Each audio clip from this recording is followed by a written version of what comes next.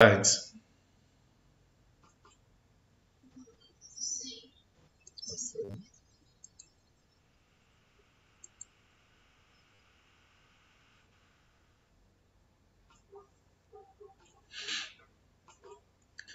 Então vamos lá. Bom, aula passada nós vimos Aristóteles. E ele vai ser o último filósofo que antecede um evento muito importante na Grécia Antiga, que é a invasão e o domínio do Império Macedônico sobre a Grécia. Vocês já estudaram isso em história? Eu não me lembro em que ano, mas.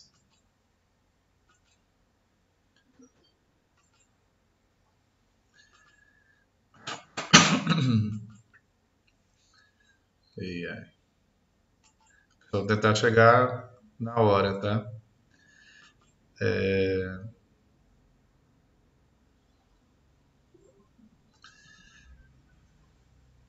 A Grécia foi invadida pelo Império Macedônico na época de Alexandre o Grande. E quando as cidades gregas, as polis gregas, são invadidas pelo Império Macedônico, a filosofia vai entrar num período de constante decadência nesse período. Essa decadência se dá principalmente em relação à moral.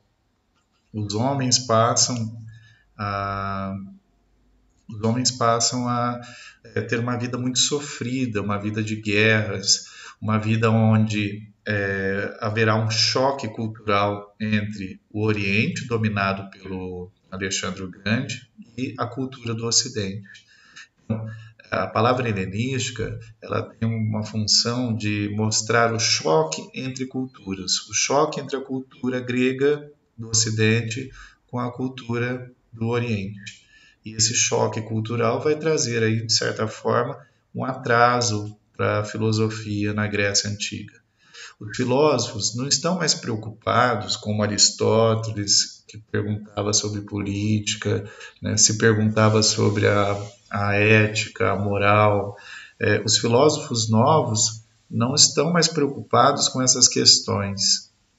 Eles estão preocupados agora com a seguinte pergunta, né, com a seguinte questão: como podemos suportar a dor de viver numa sociedade onde nossa cultura se esvai, né? Nossa cultura está indo para o ralo, vamos falar assim.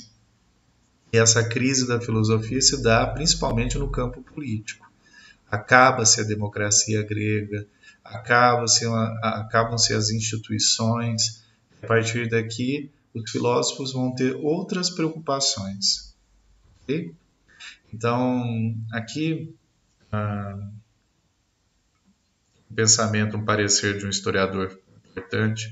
Quando o poder político passou para as mãos dos macedônios, os filósofos gregos, como era natural, deram as costas para a política e dedicaram-se mais ao problema da virtude e da salvação individual. Já não perguntavam como os homens podem criar um bom Estado. Em lugar disso, perguntavam como podem os homens ser virtuosos ou felizes no mundo de sofrimento. E aí a gente tem algumas escolas novas, algumas escolas filosóficas que nascem nesse período. Uma delas é a escola dos cínicos, e tem aí como um dos expoentes maior Antístenes.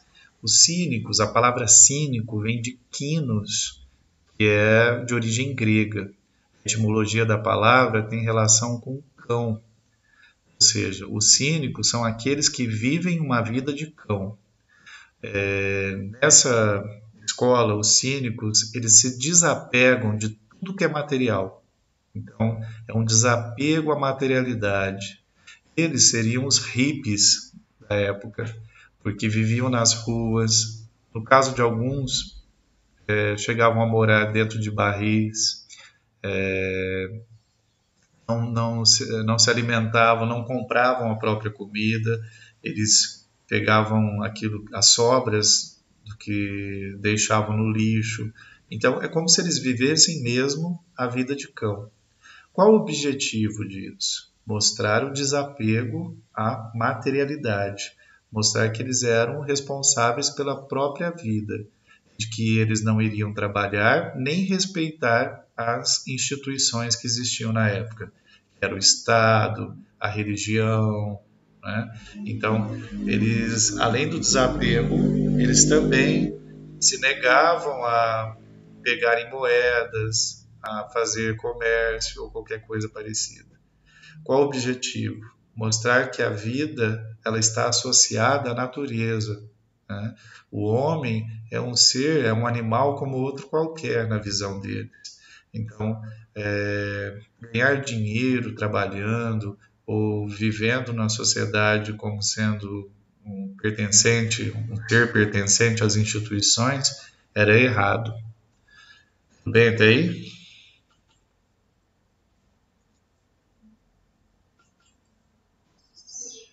Certo.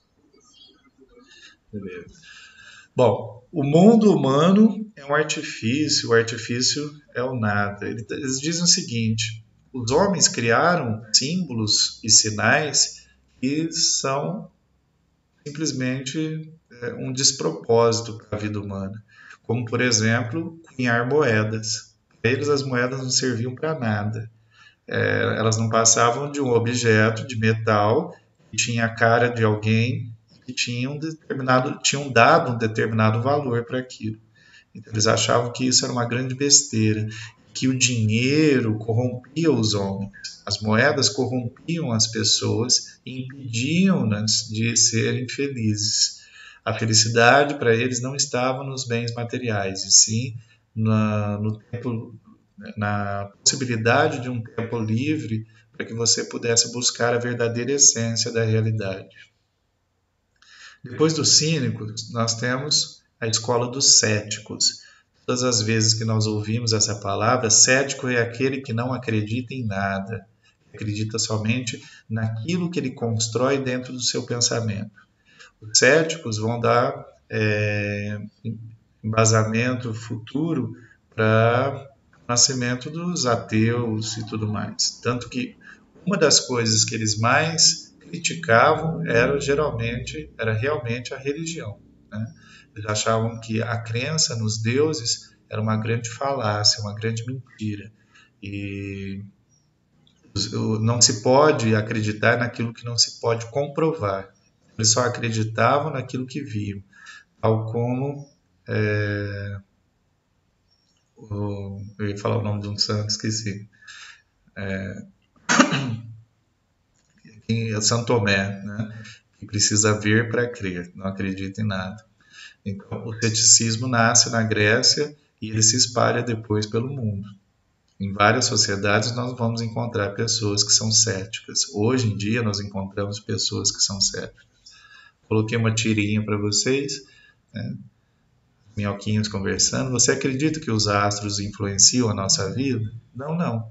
Sou um cético. Como, aliás, todo capricorniano. Então, uma piada, né? Se ele é cético, se ele não acredita em nada, ele não deveria acreditar também em signos. A próxima escola é o epicurismo, que vem do seu fundador, que é Epicuro. Epicuro ele quer aliviar o sofrimento humano, né? E a gente sempre usa o epicurismo como sendo a filosofia da moderação.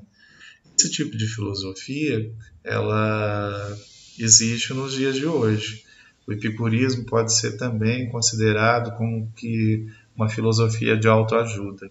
Hoje, os filósofos atuais, a grande maioria deles, acredita que o que eles falam é pura filosofia, mas não passa de autoajuda. Entre eles nós temos alguns aí, né? O Pondé, o Leandro Carnal, o Mário Sérgio Cortella e assim por diante. Os epicuristas vão falar sobre o prazer. Eles vão dedicar aí a ideia de dois tipos de prazer. O prazer que é considerado dinâmico. O prazer dinâmico é aquele que se busca um caminho para se chegar à realização do seu desejo. O prazer estático, que está ligado à realização do desejo e não à busca do desejo. Vou citar um exemplo simples. Se eu quero muito ficar rico, por exemplo, eu vou, através do prazer dinâmico, buscar um caminho para eu ficar rico. Mas e se eu não conseguir? Eu vou ser eternamente frustrado. Então, e aí eu não vou alcançar o prazer estático. A busca constante pelo prazer estático pode nos fazer decepcionar com o prazer dinâmico. Nós somos assim nos dias de hoje. Muitos de nós buscamos constantemente algo que seja prazeroso. Mas os meios pelos quais nós buscamos esse prazer, muitas vezes não é a melhor saída, a melhor forma de se alcançá-lo. Os epicuristas também falam sobre a política. Segundo os epicuristas, o entendimento do filósofo apontava para a renúncia do espaço político na vida do homem sábio, pois somente o homem que vivia no ócio, ócio é o tempo livre, que vivia com seu tempo livre para pensar em si mesmo, em si próprio, para se voltar para dentro de si, encontraria de fato a felicidade. Fazer política remete à ideia de que você vai fazer o bem para os outros, mas eles acreditavam que primeiro você tem que fazer o bem para si próprio, para depois você ter força o suficiente para desenvolver o bem da comunidade, das pessoas que te cercam. Outra escola que nasce nessa época, e última, né? Nós temos os estoicos. Eles lidam com a dualidade. Alguns acreditam que não existe o bem sem existir o mal. Se o bem existe, o mal é porque o mal existe. Se o belo existe, é porque o feio também existe. Então, eles lidam com essa dualidade, porque nós devemos acreditar não só que existe o bem, mas o mal também, né? Por exemplo, na política, os estoicos diziam: o que faz os homens obedecerem o governo? A política existe não porque existem os homens bons, mas porque existem os homens maus. Se não existissem os homens maus, não haveria necessidade de se fazer política, porque não haveria confronto, não haveria, né, lutas sociais ou pessoas ambiciosas que fazem tudo a todo custo e assim por diante, né? Então, essa filosofia também é a filosofia que a gente chama da resignação, né, da aceitação daquilo que a natureza lhe oferece. Os estoicos vão influenciar muito o pensamento medieval. De acordo com o homem medieval, você deve aceitar o mundo que você nasceu, da forma como você veio. Então, se você é um camponês que está ligado ao feudo, à terra, você deve aceitar aquilo como um desígnio de Deus, como se fosse uma predestinação. Ser pobre, se você é pobre, foi porque Deus quis. Se você é rico, foi porque Deus quis, né? E aí a gente fecha a aula de hoje falando sobre o individualismo nessa filosofia helenística. Se os homens não podiam filosofar para buscar um bem comum na sociedade, eles passam a ter pensamentos que são voltados para eles próprios. Voltando a dizer, os filósofos, os estoicos, os cínicos, os epicuristas, todos eles fazem um tipo de filosofia voltada para a autoajuda, para o autoconhecimento. Isso vai ser importante para a próxima etapa que nós vamos estudar, que é a filosofia medieval. Ok? Tem alguma dúvida, pessoal?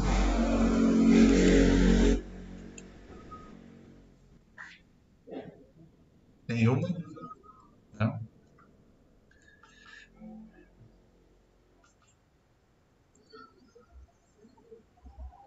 Então fechou. Daqui a pouquinho eu chamo vocês para a aula de sociologia. Ok? Então tá, um abraço.